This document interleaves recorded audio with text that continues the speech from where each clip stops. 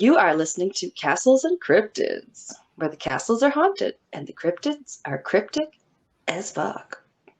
I'm Alanna. And I'm Kelsey. And today's episode is called Horrors at the Hotel. Yeah. We think. We just named the episode right now, guys. That's the name of our baby, right? Horrors? Horrors at the hotel. To be clear, not horrors at the hotel. Yeah. We're going to make sure to try and use the politically correct whatever we can, but Yes. sometimes people say horror and it just sounds like Yeah. So yeah, we got a couple of horrible hotel cases for us today, and they're kind of off the beaten track because everybody's kind of watching on Netflix right now. The Cecil Hotel documentary just came out, which most of you probably already know about because it's a pretty messed up hotel where a lot of strange shit has happened. Yeah. Which one day we might cover. Be kind of interesting to go through the whole history of it. Yeah, give me time to watch like the documentary and all that stuff because I'm sure they're going to do a really, really good job, and that might be hard to go up against in like a one episode deal. You mean we don't have millions of dollars and like producers and everything? I can blur out your voice. We don't have the ability to track down these people and interview them ourselves? What? This is Susan. Hello.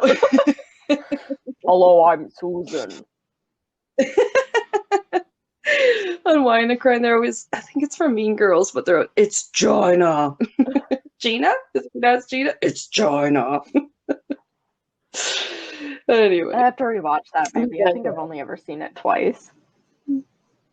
I don't know. I'm referencing other references. A little could be lost in the translation. Referencing a podcast, referencing a movie. If you binge a whole podcast, it's not like referencing a podcast. It's like referencing your friends. Yeah, that's true. You spend enough time with those people. Yeah, it's inevitable. Mm-hmm. But hotels are definitely a good subject for creepy, whether it be haunted or true crime. Yeah. Kind of endless. Yeah, there's a lot you can cover with it, for sure. Oh, yeah. Haunted. Many haunted stories I listen to are in hotels just because, well, it probably makes sense, right? It's the amount of people going through them. There's more chance for crime. Yeah. And like short stays and stuff like that. Yeah. Yeah, something a little weird about it. You got to go to sleep somewhere and act like it's your home, but it's not. Yeah. It could be the Overlook Hotel. Yes. Red Rum! Absolutely. Oh, do you want me to go first? Because I know yours is a little bit possibly shorter. I can go first. Okay. All right. You ready? All right. Ready. So, my case is called the David family. So I will preface this with two things. The first one is this case has a little bit of everything. And I found that thoroughly enjoyable. I'm not going to spoil what the everything is. We'll cover it all through there. So just see if you can like dot out that bingo card of like how many things this hits, because it's interesting. All right, a little bit of a grab bag. Yeah. Okay. And then my second thing is that, as I mentioned, sources were kind of all over the place. So there's some discrepancy with names in my case. So in regards to a mother and daughter, in this case, they aren't the only ones involved, but the mother, her name has either been stated as Rebecca or Rachel. So for clarity's sake and ease of telling this story and people not getting confused, I will be stating her name as Rebecca. And for Okay. the name of one of the daughters involved, who was also named Rachel, hence why I didn't also use the mom's version name as Rachel, the daughter will be Rachel. So daughter Rachel, Okay. Rebecca will be the mother. Good enough. Yeah, instead of calling them both Rachel, which a lot of sources did have, but were quite confusing. So I thought for just ease, since they were referred to as both, I would refer to the mother as Rebecca and the daughter will be Rachel. Yeah, exactly. Just faster. Yeah. So my case takes place on August 3rd, 1978, in Salt Lake City, Utah. Ooh, Yeah. going down to the States. Yeah. So, That's like south of us. yeah. A little after 7 in the morning on August 3rd, 1978, Rebecca David took her 7 children to the balcony of their room on the 11th floor of the International Dune Hotel. Things took a quick, Oh, grisly turn when the older children, one by one, willingly climbed stacks of chairs and jumped off the balcony, while Rebecca threw her younger children off the balcony, facing a 100 to 200 foot plunge. oh no. So, as one younger child clung to the railing and tried to fight back, Rebecca pulled him loose and threw him off the balcony. Oh, Yeah. what the actual fuck? So, if you got the bingo dabber, there's some murder for you.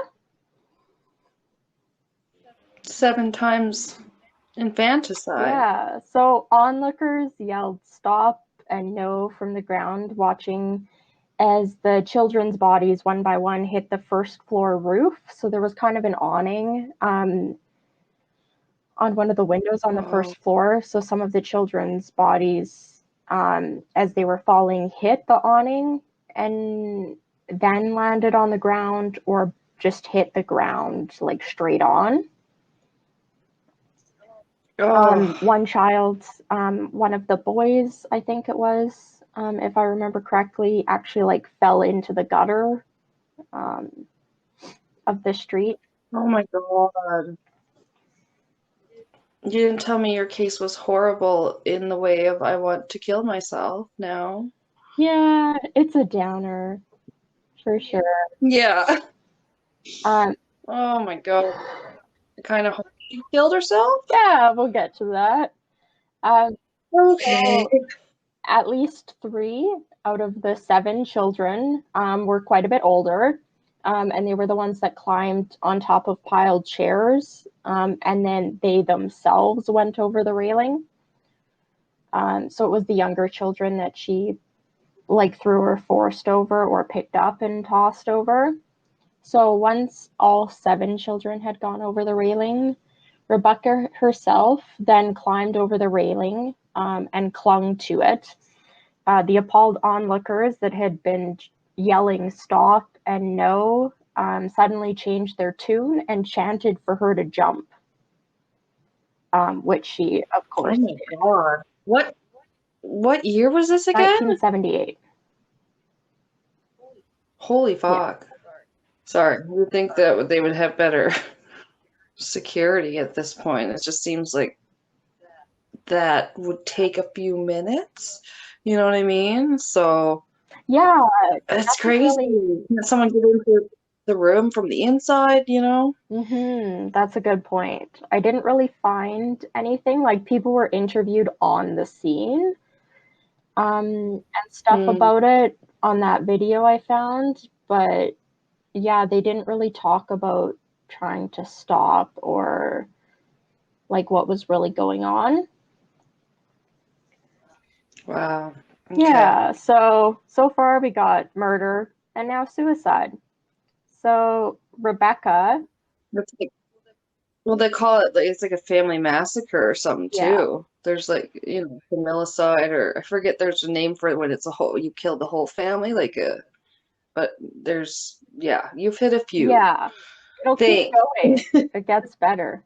Or not better, more interesting. BLNG, kill me. Okay. So Rebecca and 4 of the 7 children died at the scene. Uh, 2 children died later in hospital, and 1 child survived the fall. One Yeah, child. 1 out of 7. Wow. Or I guess 8 people that went over the balcony, 1 of them lived. And I don't know if that's a blessing or, because that poor and child. again, this was an 11th floor balcony, so they were facing 100 to 2. It varied. Some sources said 100, some said 200-foot plunge, so I'm not quite sure. Yeah, that's very improbable. Yeah, your survival isn't likely. So at this point, after the deaths and the 1 child in hospital, the children had to be named by a family friend, as they were not in any sort of system. So the children were identified as Elizabeth, age 15, Joshua, 10, Deborah, 9, Joseph, 8, David, 6, and Rebecca, age 5, all died. The lone survivor was named Rachel. Rachel was originally reported as being her sister Elizabeth, who was 15. So Elizabeth and Rachel are both 15. So when Rachel survived, it was originally reported that 1 child had survived and that child was Elizabeth. It was actually Rachel. So are they twins? Not that I could find information on. Again, these kids weren't in any sort of system and could only be provided names by a family friend. That's why there's so many discrepancies about like the names of the children, who lived, who died, the mother's name. Like it's No, hard to say then. yeah. Yeah. We will blot off another thing with the bingo dabber. Are you ready? No, I put it down. Pick it back up. So, Okay. you're probably wondering where the father is in all this. If the wife's just chucking the children off balconies. I think he's probably the leader of a cult if his family's behavior has anything You to do with guessed it. Okay. Oh my God, no.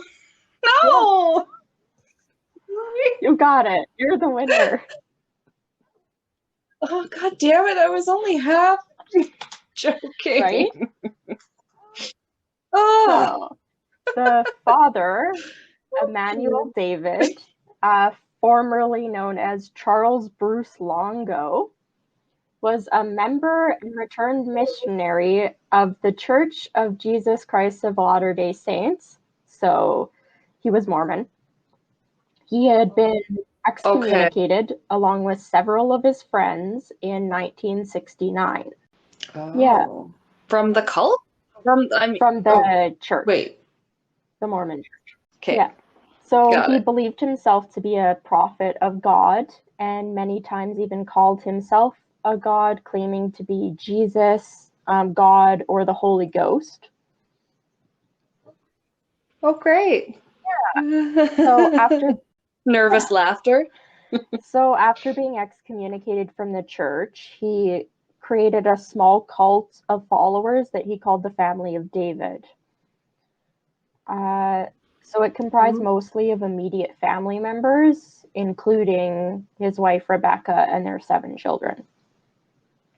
So it included some family friends and then like cousins, aunts, uncles, things like that.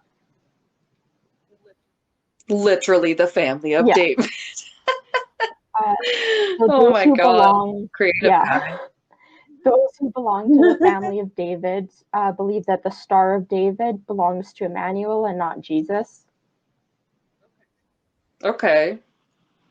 Unfortunately, I couldn't find much more about their beliefs. Sounds like it's probably a pretty, what do you say, small sect or division. And when you try and look up Family of David, there's actually a different cult that had something to do with like sexual assaults and like molestations and stuff, which is not what this was about at all. So that was also kind of Oh difficult to no. research. Poor David, Bible name. We're gonna have to take it Yeah. back. It's a good name. So the children, the 7 children living in this hotel, were described as bright uh, and well dressed. They were polite. Um, they had absolute faith in their father and his power as a god. But at the same time, the family was also described as loners and complete loners. Other hotel employees said that the children did not speak to anyone without their father's permission, and they did not use the hotel's swimming pool and remained mostly in their suite. They said that the children were taught in the room by their parents and did not attend school in any capacity. Oh, of course. Wow. So, what brought this about is at the end of July in 1978, just a few days before the deaths of the rest of the family, Emmanuel, the father, was facing an investigation for wire fraud due to questions about the money being spent to pay for the family's approximately $90 nightly hotel bill, as well as daily room service and ordering in food from a local, like, French restaurant a couple times a week. And they had been living in this hotel for over a year. And they had been paying every single day with cash. She spoke, Oh, according to report. yeah, she spoke about her fears about how the family would continue to pay the bills and care for the children. Yeah, so Sure. this is pretty much like Yeah. she was told of her husband's passing, expresses excitement and concern, and then does the whole massacre thing. Yeah. What the heck? So I have some information here about the end results. Again, it's not a whole lot of Okay. information. So the remaining members of the family of David, followers, believe that when Emmanuel killed himself, his family had to be with him because they could not bear to be apart. A former follower said that Emmanuel killed himself because he was facing indictment charges for wire fraud or tax evasion. So another source is throwing in tax evasion. Emmanuel's huge ego would not allow him to go to jail, so they believe that that is the reason why he killed himself. The source of the family's income was never clear, but authorities said it apparently had run out at the time of the suicides. Ew, he just sounds like a Yeah, coward. Like he's just like, I don't, yeah, I can't deal with this anymore, and why should I have to go to exactly. jail or suffer at all? I'll just leave them all Yeah. behind. So you're probably wondering what happened with the daughter, Rachel, that survived. Rachel Yep. David, unfortunately, says that she still believes her father is God and that he will return to Earth. And since her time of healing in hospital and everything, she has lived with the remaining members of the cult for many years after temporarily living with a foster family while she was younger. Again, she was like 15 when when this happened, so she would have been with a foster family for a couple years before she went back to live with the remaining members of the cult. Yeah, she also Okay. states that she did jump off the balcony willingly. However, she does not remember the details of the August 3rd day. Wow, but she was definitely Yeah, indoctrinated. Oh my God. She was definitely indoctrinated, like to want to stay part of the cult. But that's the sad part is then they, oftentimes it's just too much. They don't know any other family or have any other, resources or whatever to go to or to use. so Rachel, though she lived, is bound to a wheelchair after sustaining severe injuries and brain damage.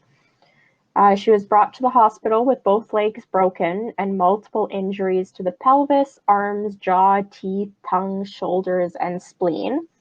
And the doctors described it as being about as bad as you can get and not be dead. Yeah. Oof. And she was broken. Oh, I guess I asked. Yeah, when she fell, or when she Hmm. jumped, what the injuries were. That's Yeah. So crazy. she's bound to a wheelchair.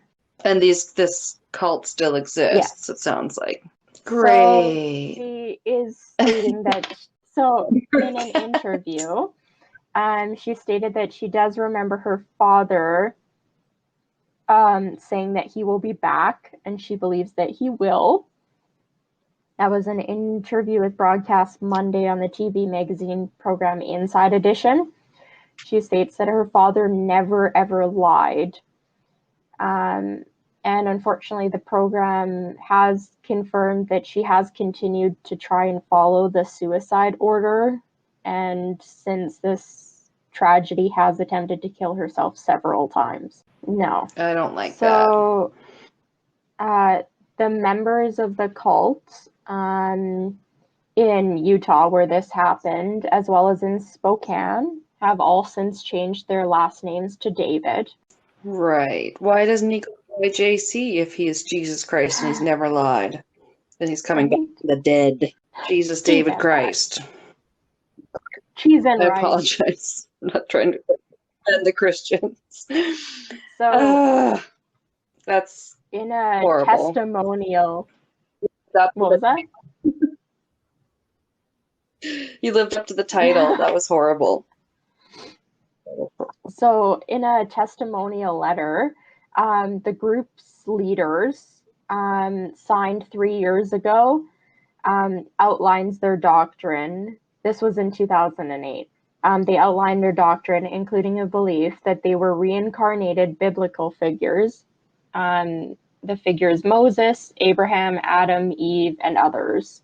Oh, And the sure. most recent information I could find about any of this at all was a report from 2008 stating that as of 2008, this cult, the family of David, was still around and operating, and that they were getting ready and preparing for his second coming.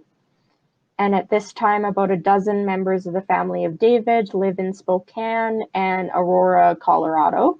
Wow. And one representative of the cult, Jacob David, stated that we are regular Christians. Bias David, 56, of Spokane, said that the group's remaining members will not repeat the suicides and murders that occurred in 1978, but these deaths they do not consider crimes. Yeah, they don't, Oh. like, they are stating that they will not repeat it, but they don't believe that they were crimes.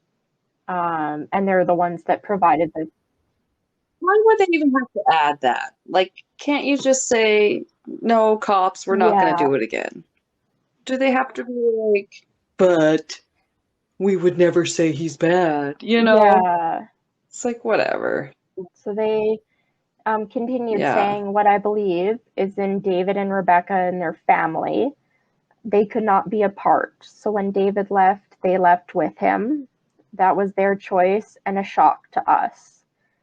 The spokesman, I'm sure it was not the small right? children's Yeah. choice. The poor kid that was clinging to the railing and she pried him off and threw him over.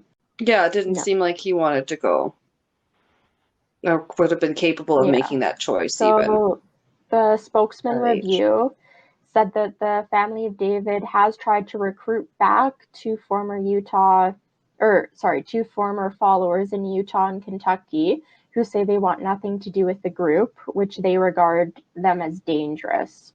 And the Yeah. last update was that Rachel, who survived the fall, currently lives in a long-term care facility and that she no longer lives with the cult members. And that's my case. So we had murder, we had some murder, we had the familial side, we had two suicides, we had cults, we had brainwashing, we had tax evasion / wire fraud. Yeah. It just like literally reduced me to like one word grunts over I here. know. I That's how I can't. felt researching No. this. Like, I was frustrated that about the lack of information on anything that I could find, but at the same time I was like, this is like crazy, and how can I not talk about this? Exactly. Yeah, it's no reason not to give the case the Yeah. coverage it's due because it's sad and it Hmm. should be talked about. Yeah. I wish I could have found an update past 2008, but yeah, the last things I could find, like some updates were from 1993, some were from 2000, and the last one I could find was that just as of 2008 that the cult was still active with about a dozen members. Well, I got one that's a little bit of a odd one as well, we could say, and that's putting it mildly. Good. I'm excited. Yeah. Sorry, so this is the guest again? Okay, it's Yes. not like a random dude. Bum bum bum. Horrors at the Hotel, number 2, Yeah. which goes by the name of The Mystery of Room 1046. Oh, I I know the name of this one, but and I'm pretty sure I watched a movie or part of a movie about it, but I don't remember anything about it. I was gonna say, you sound almost as excited to hear it as I have to tell it. Yeah. I'm happy. Okay. I'm excited. I'm gonna get comfy and All right. yay. Well, it's got one of those names, like, love a good name with a number. Yeah. That's, yeah. I was like, okay, I'm intrigued. And how does this hotel work? That there's a room in 1046. I think it's just on room or floor 10. It's on floor 10. Okay, that makes more sense. Okay. You clearly never worked at a hotel. Well, I just like, yeah, clearly I don't. Clearly, I also don't book hotel rooms or anything ever. Oh, that too, but I did work at a hotel before that. Yeah. I don't think it Okay. was haunted though, so that was kind of boring. Boo. All right. How dare you It not begins. work at a haunted hotel? How dare it just be a regular hotel? It was irregular. No. All right. Buckle up. Yeah. It begins on January 2nd, 1935, in Kansas City. A dapper-looking man checked into the President Hotel at 1:20 in the afternoon. Sorry, not the afternoon, the afternoon, under the name Roland T. Owen. Oddly, he did not carry any luggage with him, but nothing but a small comb and a toothbrush. He had what is described as a cauliflower ear. Do you know what that is? Oh, yeah. I know what that is. A fighter's ear, I guess. Like, yeah, looks all. It almost looks like it was like burned, but it wasn't burned, right? Yeah. Yeah, I think that's all the punches. It softens all the edges like a well-worn piece of sea glass over time. Yeah. I Uh, watched a TV show where a guy had one of those, so I know what it looks like. yeah. Okay. So yeah, he had that. And he also had a scar on the left side of his face. Okay. Love a good scar. Yeah, love a good cauliflower ear and facial scar. It's a very distinct looking person. It's setting up to be good already. Yeah, I can picture it in my mind, and it's 1930. And Five. It's in black and white. yeah, it's in black and white. He's wearing a long coat and probably has a hat. Yeah. Yeah. Yeah. He also asked for an upper floor with specifically an interior room. And he went on to complain that he would have stayed at a neighboring hotel called the Muleback Hotel if it hadn't been an outrageous $5 per night. Oh. Outrageous, my editorializing. But it was way too expensive. 1935. I love that $5 a night. That was like shout out to Wine and Crime. I think it's that one episode. Our first one of this episode, really? Yeah, where I think it was Amanda covers. Yeah. It's in one of the earlier ones because I started listening only recently. Yeah. Where Amanda covers that one place where those kids like started a protest about candy bar prices going up. Oh yeah, it was like a Halloween episode. Yeah, or something. and it's just so cute. They're like protesting about like a couple cents. That just reminded me of that. $5 was too much for a hotel room. They're like, we're not gonna take it. No, we ain't gonna take it. Yeah, I'm picturing little tiny girl guides, just Yeah. like no. With the they had their little signs. Yeah. Yeah, that was a good one. Yeah. Okay. Okay, Carry on. We love wine and crime. We'll admit it. I said they're my podcast idols. I said the other day. Yeah, we try. We think we're decently funny, but we'll never be as funny as them. We know we won't. Yeah. So he paid for one night, although he seemed a bit strange to them. But they're used to people complaining. Yeah. And they're also used to having guests that stayed only a short night or for a few hours even. You know, one of those kind of guests. I was just gonna say, yeah, one of those. I guess it's not unusual. It's in the afternoon. It's 2:00 in the afternoon, you said? Yeah, it's one of those. He did check in at like 1:20, so that is earlier than some hotels now have their rooms done. Yeah, they're usually done. Can't check in. Yeah. But in this day and age, he's helped by the bellboy to his room, with all his stuff. I think the bellboy even came in the room with him. It was implied in a lot of sources that I read, listened to, and whatever. Okay. And so the bellboy saw him just depositing his stuff in the room. So that's how we know. Like, he went in there with him. But later that afternoon, a housekeeper named Mary Soptic knocked on the door of the room to clean it. The rooms were only locked from the inside if the guest was in the room. Like, they're old-fashioned, like, lock and key locks, obviously. Okay. I don't know why I was picturing key cards, so thank you for clarifying that. Oops, sorry. But yes, 1935. Just periodically remind me it's 1935. It's 90 years ago. It's so strange because it says, like, okay, so they would lock them, it said that they'd lock them from the inside. The guest could lock them from the inside, sorry, obviously, if they were in the room. Otherwise, the guest would lock it from the outside when they left. And so the housekeeper, I guess, would still do the normal thing and knock on, are you here, whatever. But it's just still weird that, like, the room could be locked either from the inside or the outside at this time. Which is not a good security feature. I'm stupid, and I don't understand how old-timey locks like that work. Let me put that out there. I don't understand. Yeah, because I feel like from the inside you could just have one of those, picture like the safety bar or the safety chain. Yeah. You could have something physical on the inside. Like, is it one from of the like outside, they have them locking like it with a key from the outside somehow? Yeah. Yeah. It's because like some movies and stuff have like when they show you locking it from either side, it's like the keyhole on either side. And yes, sorry, that is it. Because you could potentially lock someone inside the room.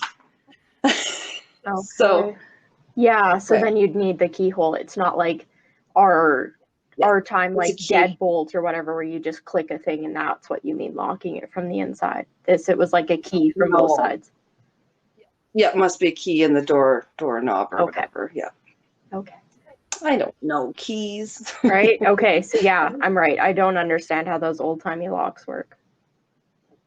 Can I just say, though, and this will embarrass her, but Rain used to call it like a doorknob when she was younger. A doorknob. Like eggnog.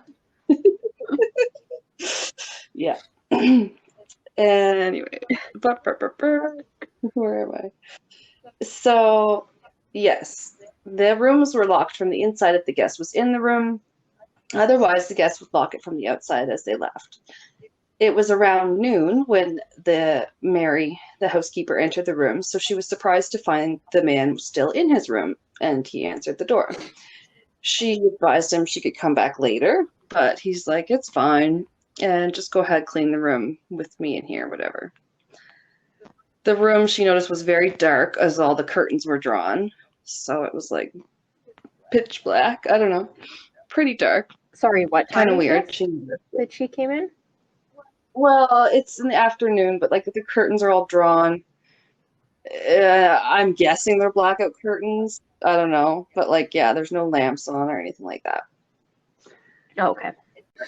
I guess it's not pitch black. I'm sorry. That's probably, yeah.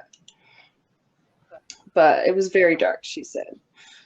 So as she cleaned the room, Owen mentioned that he had a friend coming to visit, so could she please leave the door open? She agreed, and he left.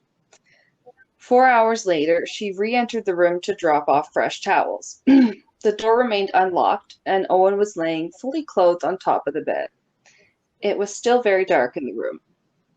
She dropped off the towels, and as she did so, she noticed a note on the bedside table.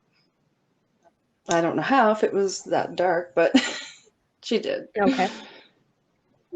The note said, Dawn, I will be back in 15 minutes. Wait. So the next day, January 3rd, she came back into the room at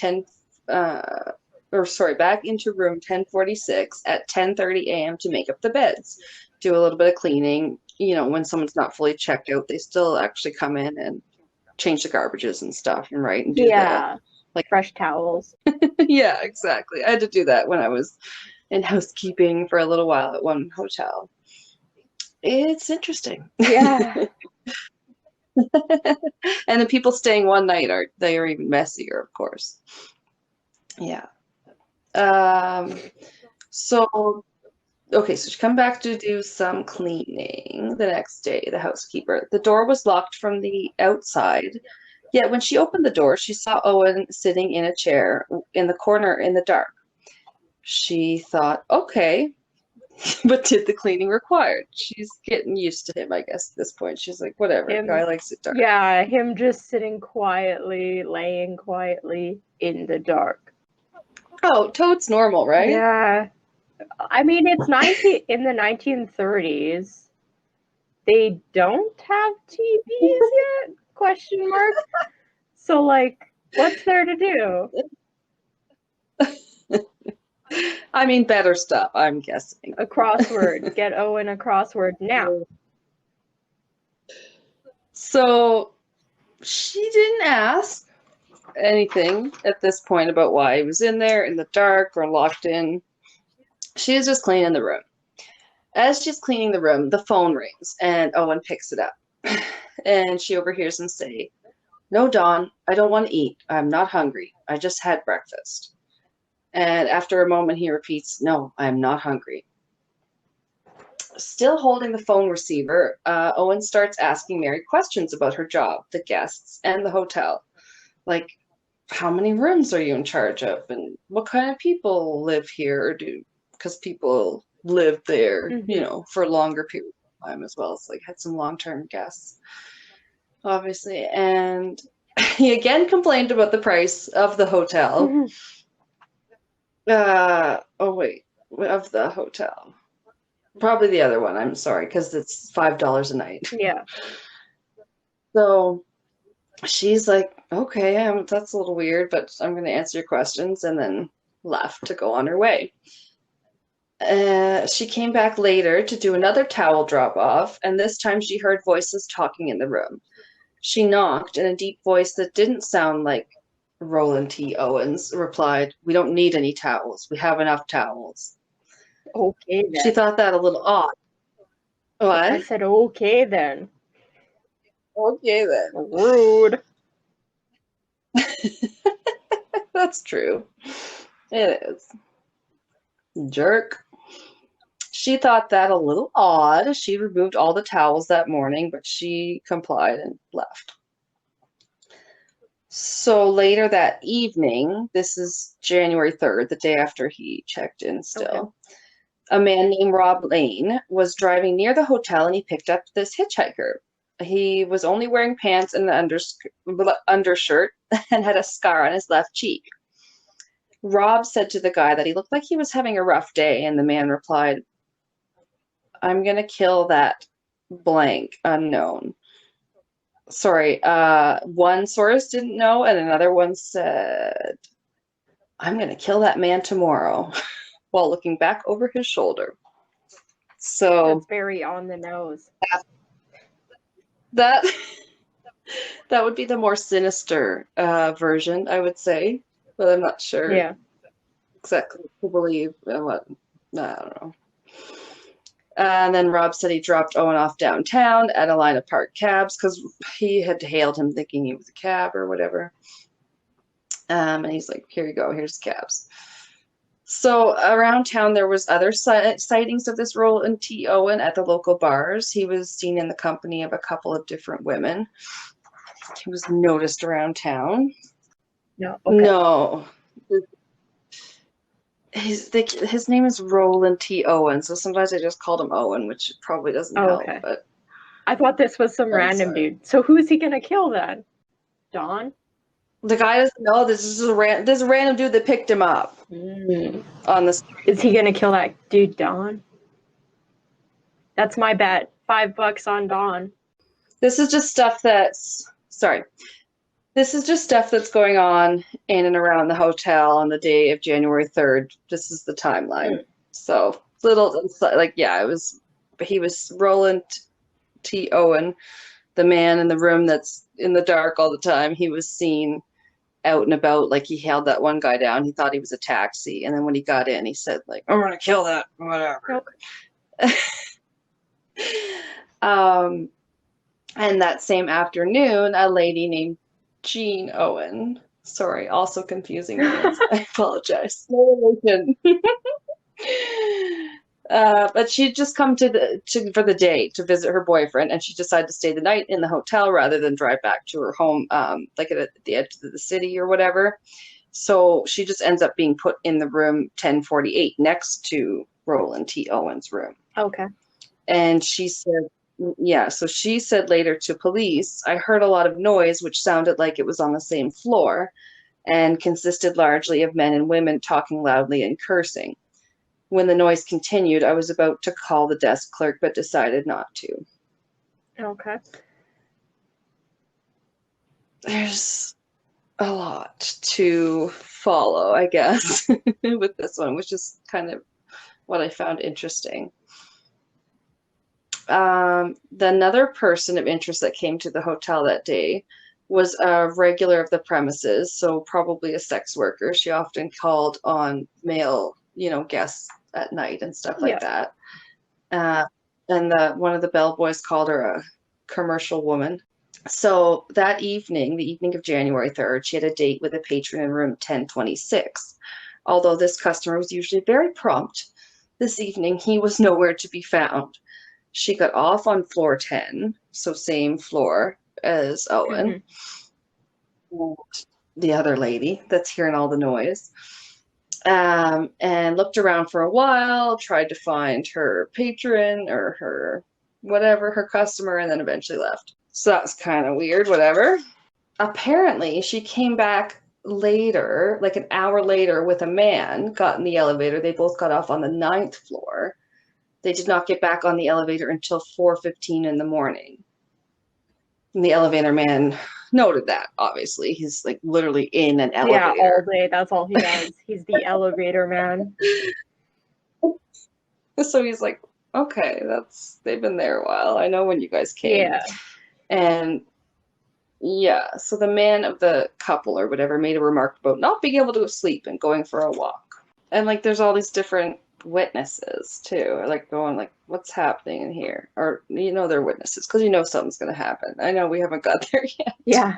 There's no witnesses to things that don't happen, right? If a tree falls in the forest, does anybody hear it? If nothing happens, are there any witnesses? I had to do it as a timeline because I just listened to a few podcasts and then I went and I was like, no, I'm all getting all these different dates from different articles, and I went to Wikipedia and I was like, there, they have dates. I like it, and it's corroborating with most of the things I've heard. It's a lot to kind of dig into, and it's really old, so it's really hard to kind of figure out. Yeah, I like it. Yeah, I'm happy to learn more about this because I always knew that room number. But I never knew why it was like anything. Yeah. Right. Yeah, like not Room 1408, which is the Stephen King movie. Never Yeah. any. No, it's a unique one. Okay, so put your phone back on the hook. He leaves. So the bellboy Probst told Della, the phone operator, that the guest in room 1046 was likely drunk, and to give him another hour and try the wake-up call again. In the late morning, around 11 a.m. of the same day, January 4th, another bellboy goes up to the room, lets himself in, and sees Roland T. Owen lying on the bed, naked, apparently drunk. The phone stand is laying on the floor, knocked over. The bellboy quickly hangs up the phone and leaves. However, an hour later, the phone is off the hook again. The first bellboy is sent up to the room and finds Owen crouched on the floor, naked, covered in his own blood, and cradling his head in his hands. There are towels full of blood stains, and it's like splattered across the walls. Splashed. So, sorry, how long from when the one bellboy went inside to the other one going back? An hour later. An hour. This between the last two, the phone is off the hook again. Wow. Yeah. Okay. I know. It's kind of like you're like, wait, how can that be possible? Yeah, what happened in that hour? Yeah, because it's like, they went in the morning, and then 11 a.m. and then it says an hour, like it's an hour later. Nothing is off the hook again. So yeah, he's naked, covered in blood, cradling his head in his hands. There are towels full of bloodstains, and it's splashed across the walls. The police are called. There's blood all over the place, and all Owen can say is, "I fell and hit my head." The room had been ransacked. Towels and clothes were all missing from the room. A few items that remained were oddly out of place. There was a label for a necktie, a woman's hairpin, a safety pin, a cigarette, and a small bottle of sulfuric acid. Okay. That's weird. Just gonna let that one percolate because I had to read it a few times, but it didn't make any more sense. Yeah, I don't do chemistry, so I don't know what sulfuric acid is for. It sounds like a really weird game of Clue. It was either the necktie, the woman's hairpin, the safety pin, the cigarette, or the bottle of sulfuric acid. Yeah. Yeah.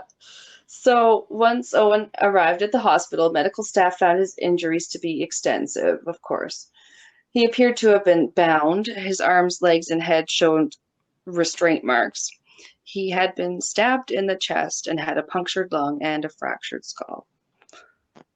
As he was being treated, they're attempting to ask him a few questions, like, who was in the room with you? No one, he said. What happened? Like, who did this to you? I fell and hit my head on the bathtub. Sure you did, and then you smeared it on the walls. Yeah. It's like, what the heck? Why? Why wouldn't you just say? You're scared, obviously. I mean, I'm editorializing here, obviously, but it's like, what the hell? He died, unfortunately, shortly after arriving at the hospital. They were able to determine that the injuries must have been sustained hours ago, likely before the first bellhop came in. But obviously, he had seen no blood, so it was still likely very dark in the room, was what I surmised from that. Because it's like, what? Okay, yeah. So like when the second bellhop went in, he would have already been injured. The guy just didn't know. Yeah, and he appeared to be laying on the bed at the time. Okay. And the guy just thought, oh, he's still drunk or whatever. Yeah. Okay.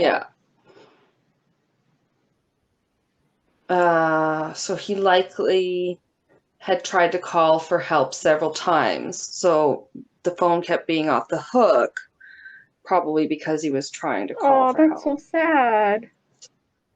So he'd like grab the phone and he probably just dropped it, and then, the guys coming in or couldn't get in because it was locked in the first time, like the person was answering, like, like whatever he said, come in or turn on the lights. The guy's like, I can't. Oh, it's just weird. I don't know if I should feel bad So or not. yeah, Okay. yeah, feel bad. I'll feel Go bad. ahead. You know the whole case, so I feel bad. I know. I mean, we'll Okay. find the humor in it. Sometimes That's I'm like how sitting life here and I'm is. like, but wait, maybe this guy's a murderer. Maybe I shouldn't feel bad. But if you tell me to feel bad, I'll feel bad for him. Because not only had his Roland T. Owens' clothes been removed from the room, and any personal items, of which he didn't really have any luggage when he came, right? But toiletries were missing, his comb, presumably. And one of the water glasses lay broken in the sink, and it was missing a jagged shard of glass. The only other clues, were 4 small fingerprints on the phone stand. Those were never identified. Police started searching for info on this Roland T. Owen, only to discover that he didn't seem to exist at all. Okay. There was no record. There was no record of anyone by that name in the United States. So, police called for anyone who had any information to come forward. Finally, someone at the Mulebach Hotel said they had a man that matched the description that had stayed one night in their hotel on January the 1st. He had given the name of Eugene K. Scott. Now he'd just given himself more names. Yeah, and it's always 3. Roland T. Owens, Eugene K. Scott. You got to get that middle initial in there. Makes you sound more austere. Back in the times of not needing to put down a credit card or show ID. Well, totally. Just make up names. Hence the problem with this case. So, police are looking for him. Some people thought they might know him. Like, they have some people coming forward, but no major leads. And ultimately no identification was made. So they decided they were going to have to bury him in a potter's field, which is for unidentified people and people that aren't going to be like buried in the churchyard or whatever. So one man first said he thought it was his cousin, but it turned out it was just a strong resemblance. So they would get these little like glimmers of hope sometimes and stuff like that. So the police, they ran out of leads. They posted a notice in the paper about the burial that was going to happen. So ultimately, it was kind of this, we're going to have to bury him. We're going to have to give up. That led to some new leads. A man named Tony Bernardi, a wrestling promoter from Little Rock, Arkansas, he recognized Owen. He said that Roland T. Owen had approached him a few weeks earlier to sign up for some wrestling matches. He had given another alias, which does it even matter at this point? He had called himself Cecil Warner. No middle initial. No middle initial that time. He broke it. But he did lie because he said he had wrestled before under another guy, but that turned out to be untrue. He didn't have any previous wrestling experience. He was probably just trying to get his foot in the door. I'm good at Microsoft I don't even know. Office. I can speak French fluently. I know how to transfer calls. I know how to put people on hold. I can book. I have no discernible skills. I'm a millennial. I'm good at multitasking and adhering to deadlines. And talking about murder. So the funeral home posted a piece in the paper saying he'd be buried the next day in the field. So no sooner had they done so, did the newspaper receive a call from several unidentified callers. So several calls, I suppose. That was great grammar. The first was from a woman, and she said that the article they published was wrong. Quote, "You have a story in your paper that's wrong. Roland T. Owen will not be buried in a pauper's grave. Arrangements have been made for his funeral." The editor asked her, "Well, what do you know? What happened to him?" She replied, "He got in a jam." A second male caller phoned in and said they would be sending the funds to cover the unidentified man's funeral, including a grave and a service at the Memorial Park Cemetery in Kansas City, Kansas. Okay. Okay, sorry. I always get nervous with that one because I'm like, is it Missouri? Anyway. Missouri. Capital.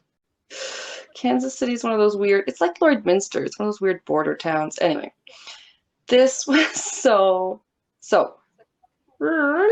Second male caller phoning in saying they would send the funds to cover the unidentified man, or Roland T. Owen, whoever he may be, his funeral, and would pay for a grave and a service at the Memorial Park Cemetery in Kansas City.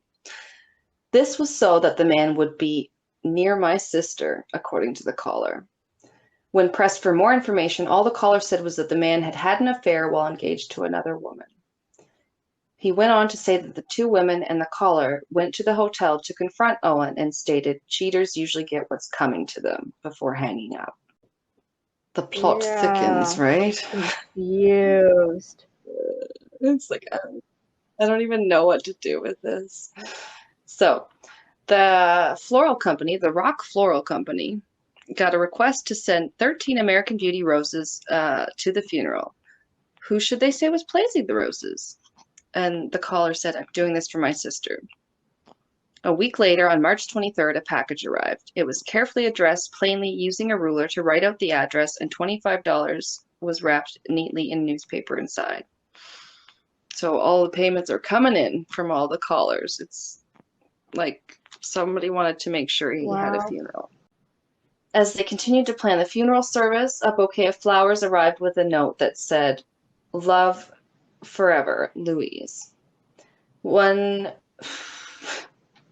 thing I read said it was Lucille. I'm sorry. That's such an old time. That's such a 1930s name. Lucille. Yeah.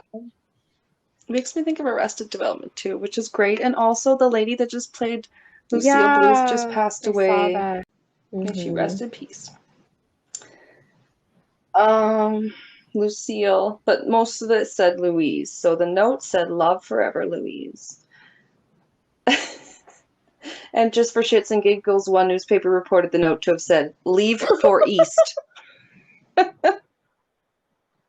Just because we're not confused enough. Wow. That's not even... Was it written in cursive and like one person couldn't read cursive and they're like, that says leave to East? She did say she like put the banner people's children through college or something. Yeah, nice. All right. Police monitored the funeral for any people that might either be Louise or maybe the gentleman that called, but no one ever showed up. The night of the funeral, however, another call was placed to the Kansas City Journal-Post. It was a woman. In a single emotional breath, she said, Roland Owen was not buried in a potter's field. Call the undertakers and the florist, and you will learn that Mr. Owen's funeral expenses were paid, and a floral tribute was placed on his grave. Sorry. Okay. These people seem to really care about what happens to him, but they probably murdered him? Didn't keep him alive? Yeah, it's like, okay, whoa. Like, I don't even know. Yeah, exactly. You're just like, okay, you're putting a lot of effort in, and it's little, too late. How about you just don't murder people? Because most likely, right? Like, he didn't just beat himself up in his own hotel room and lock himself in. So that happened, and then in November of 1936, the news of Owen's death found its way to a family in Birmingham, Alabama. A woman was reading an article about the mystery of room 1046, and she recognized the picture of quote-unquote Owen. He was one, Artemus Ogletree, their son, who had left home at 17 in April 1934 for California. Oh my God, so he wasn't that old. Okay, this entire time I was picturing him in like his 60s. I was picturing him an old man. Like, okay. We will put a picture because I'm sure people probably Googled anything they could if they wanted to see something. So, but there's only like one, two Okay. pictures max, and one's just of him I was after he's picturing not some alive old dude, anymore. and then when you're like, yeah, he Yeah. possibly had an affair, and I was like, old dude, like, woo! And then so I just Oh, pictured an dude. old dude. I just Oh, pictured an sorry, I don't mean old to laugh. like bellhops coming Yeah. into a room where this old dude's just sitting in the corner in the dark. Oh, because he's dressed all dapper and he had a cauliflower ear. That's true. It does seem like he had like a world of experiences, but Okay, he was so just he a was like baby. 20 something. Max, Okay, probably. okay. Yeah, That's vastly different than yeah. what I was imagining. I'm so sorry. But that's the beauty of the Yeah, audio I'm sitting medium. here just like, oh, and then you're like, yeah, he was reaching for the phone and it kept falling off the hook, and I was like, no, he was so old. Like, he was like 20. Okay. Okay, sorry. Not that that's any better or worse, but No, and it's been such a kind of a mystery so far. It's kind of hard to grasp on any details when you're trying to yeah. follow the roller coaster. I'm really I sorry. just It's thought kind he of was some weird woo, old man, and a they're like, wild ride. dude, he's drunk. Like, Hang on, we're almost to the okay, end of he's this in his crazy 20s. roller Or coaster. he was 20. Okay, go. Yeah. So his family has claimed to strangely been receiving typewritten letters from Artemis even after his death. His mother had no idea he was missing or worse, dead. Like she knew he had left home at 1934, but then this guy died like he died in 1935, and it's been a few months now. Mm-hmm. I mean, yeah. So she didn't know that Artemis to have or know how to even use a typewriter, so it was weird that she had been receiving typewritten letters, but she still kind of brushed it off. Like she thought they were a little strange. Um, but still, what do you like? She can't Yeah. Facebook him. She can't text him. Uh, what's she gonna do? So she had even received a strange phone call from a man claiming to be called, well, yeah, claiming to be called Jordan. Who the hell knows? Who informed her that her son was happily married and living in Cairo, What? Why in Egypt. Egypt? I imagine in the 1930s you had to be Yeah, pretty rich to go to Egypt. well, and she was like, I don't think my son would get married and not tell me. Like she was kind of like heartbroken, I think. It's stranger and stranger. Down the rabbit hole with Yeah. this one. A lot And to then mine unpack, had as they nothing to say. unpack. My case had nothing to unpack. It took me 6 articles of the Mm-hmm. same information Okay. worded differently to So compile 3 pages. I guess the hidden theme for this episode is lots of Yeah, names and aliases. confusion about ages, names of people. All right.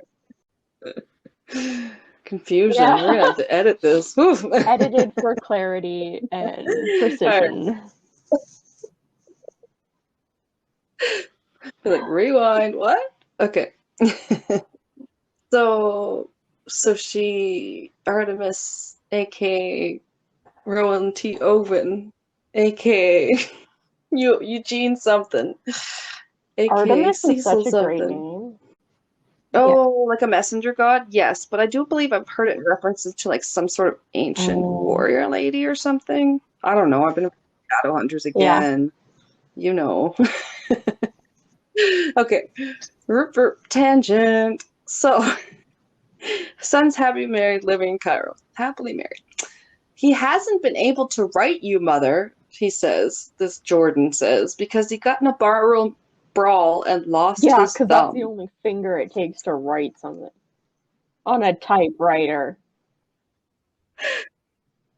I Type, can't type it, type dictate away! anything to anybody else. I lost my thumb. It's like ludicrous. All right. And then, so that's his basically one mystery solved, I guess you could say. So that's Yeah. yay, we know who he is. That's one thing we know. And then this is the epilogue. Almost 70 years later, a researcher at the Kansas City Public Library received an anonymous phone call about the case. The person said they were going through the belongings of a person that had been in their care, like they were a caregiver to them, and they found numerous newspaper clippings about the murder stashed away in a box. They claimed to have something, an article that in the box that was also involved in the murder case, but the article had supposedly never been found. So they found something that was supposedly at the murder scene, but nobody knew what it was except like the police. I don't know. That part was, I obviously had a hard time grasping it, in but the box of like newspaper clippings an item that was from the murder scene that like the police didn't release to the newspapers that they were looking for that. Oh, yeah, okay. And the item had never been found. Yeah, that's my very tenuous grasp of it. Yeah, it's just, and then they just hung up, and then that was it. So it's like the rabbit hole, the possibilities. Like the police tried to track down this mysterious Don person. Obviously, they tried to look into him, never could seriously determine who that was. They speculated like it could be the brother of this scorned sister. Some of them even thought could it be like possibly like a mafia Don? Like they were like desperate. Yeah, they thought they'd try, but some theories I heard on different things were like, could he have possibly been hiding some sort of homosexual relationship, and the times like maybe that was why he just kept being quiet and meeting with this Don guy. Like it's honestly, to me, it's almost all like speculating wildly because it's just it's unknowable. I'm like befuddled by it completely. Can you imagine looking after or caring for an elderly person and then finding a box of like newspaper clippings about a murder and then being like, oh shit, this person murdered somebody? Can you imagine? Oh my god, yes. You're spoon feeding this person like soup or something, and then you're just like, oh, by the way, I murdered somebody 70 years ago. Like, what? Quiet down there, Mr. D'Angelo. Like, oh my god. Jeez. Yeah. Right. I don't want to know. I don't know. Wow. And that is my case. Yeah. Do with it what you will. On that note, hold on. No. I have to check YouTube because I feel like part of this was covered on something I watched. Oh, yeah. Like, I definitely did hear a couple of good podcasts about it. It was covered on BuzzFeed Unsolved. Oh, okay. Yeah, it's kind of a deeper dive. You can't really shallow out on this one. You got to tell the whole I watched a half an hour thing timeline about this and did not remember any of it. Jesus. Yeah. You'll remember it now. Remember this? Yeah, the creepy murder in room 1046. It's got 16 million views. BuzzFeed Unsolved. Why did I? They have a sketch picture. Of the dude. Does it? Oh, okay. Okay. All I remember was black and white. Black and white photos are so, and it was what? Yeah, it was pretty early. I thought it was a grainy photo, but I could be wrong. Yeah, she nutty. Don't even know what I think. Like maybe some sort of got himself in a jam, they said, so maybe some sort of gambling or something like that. Yeah. Owed money, poured money from someone trying to do his wrestling and stuff. Yeah, it probably was the mob, especially if he's Yeah, trying to it's get just, into like that's fighting and weird. like boxing and stuff. He, because I think you had to pay covers and Hmm. stuff to get into those fights. So he probably owed them money or was trying to fight and stuff. And Put his name out there and get yeah, some matches and stuff. I mean, yeah, he obviously pissed somebody off somehow.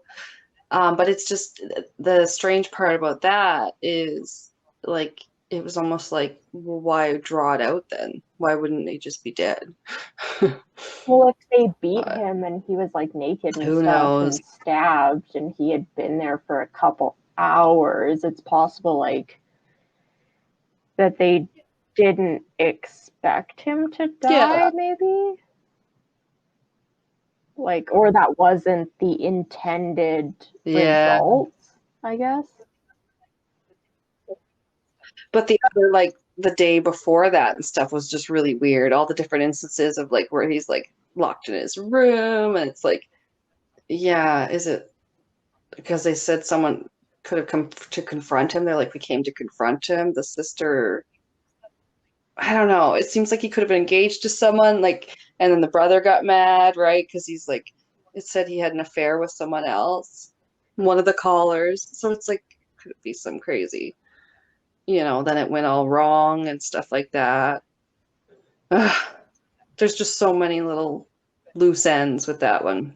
We could I have to speculate for say a though, while, right now, in all the pictures I can find but online, his eyebrows are like really nicely shaped. he was a Like, good-looking guy. Yeah. I mean, just 'cause he had like a scar. I mean, did I say? Because, like, yeah, I think that's how the mom identified him. She was like, he had a scar on his face from grease when he was a kid, like a grease I can't see that in the splatter or whatever. pictures. But yeah, like you said, they're really grainy. It's hard to tell. No, yeah. So next time, we are actually doing another supernatural, and we're doing a bit of a different take or a deeper dive on something that's, Yeah, pretty we classic, we wouldn't you actually have say? two um episodes coming up that Hmm. we'll quickly talk about. I think the first one that's gonna be released is gonna be a Patreon only episode. Um, so it's a bonus episode. Yeah. Yeah. So I'm we're really doing some excited for like that one. secret government projects. Your pick. I I'm doing my favorite one. I'm doing the only So, one that like, I ever really I'm heard excited. about. That I think is like just funny. I just think it's straight ridiculous stupidity. And it just Yeah, I yeah. should say this is my favorite one so far. Like, I mean, I don't know all of them. Like, because every time you read about one, it's like, well, this one was because of they tried to put this with this project, and you're like, Yeah. oh, well, what about that project? And And you fall they're down a always complete rabbit declassifying hole. more Yeah. documents and stuff. So Yes. yeah. And Oh, then we'll get after to it. that, No. yeah, is another supernatural or just a supernatural episode. We're Yeah. doing the witches, doing the witches. And then the episode is the Patreon only, but you can just join at any level to get that one. It's just like, you can do the $2 a month and you'll get all the bonus content, all the bonus episodes, which are going to be Yeah. some cool deep dives and shit. And yeah, and then witches is our next Hmm. regular episode, and that's going to Yeah, be and really even if awesome too. you don't want to join Patreon right now, we do have a poll up as well that you can go on. And you can take the poll and let us know what kind of Hmm. content you'd be interested in. And then maybe in the future, if we start making that kind of content, maybe you'd be interested in joining then. Hmm. Yeah, because some of them are going to have some special, like the higher tiers. It's going to be like, okay, well, you're at the highest tier. Yeah. You can actually pick an episode topic. So you get definitely more control if you like us, well, then hopefully that you'll like that too. And we thank you all who've listened so far, because we just released episode 1, and although it's only been a couple, like, we thank you for anyone who's listened just so so you guys far. know, we really appreciate it. Our episodes, of course, are available wherever you're listening to this. So we're on Apple Podcasts, we're on Spotify, we're on Anchor. Yes. I'm uploading our episodes to YouTube for people that want to listen to that. We have our Patreon, we have a Facebook page, we have Instagram, we have our website that I've built that you can also listen to the websites with, and that has the pictures to go along with the episodes. Yeah, that's going to come in handy as this goes along, because we're going to post a lot of the pictures so you can have your little visual reference. I always your enjoy slideshow. That's the way I listen to podcasts. I don't like just sitting there and listening to it. I like to be able to look at pictures and kind of like follow along with stuff. Yeah, it can be nice. Sometimes we're sitting down doing something, like I'll be doing them like at my listening at my job, and then I'm just doing something that's kind of mindless. So then I can have the pictures there to the side where you're like, oh yeah, now I can look at a picture. Because other times if you're driving and stuff, obviously not going to work at that time. But reference we do not promote once you get distracted to your destination. Driving. Anything else? But check out our Patreon. Follow us on everything. We're just starting to like post and stuff, so there'll be more, and they'll be more consistent once we have more things to post about. Oh, definitely. That's how she goes, and hopefully she grows. All right, so catch us next time for the witches, and we are going far back. Yeah, and then see you on Patreon if you want to access those episodes too. Check us out.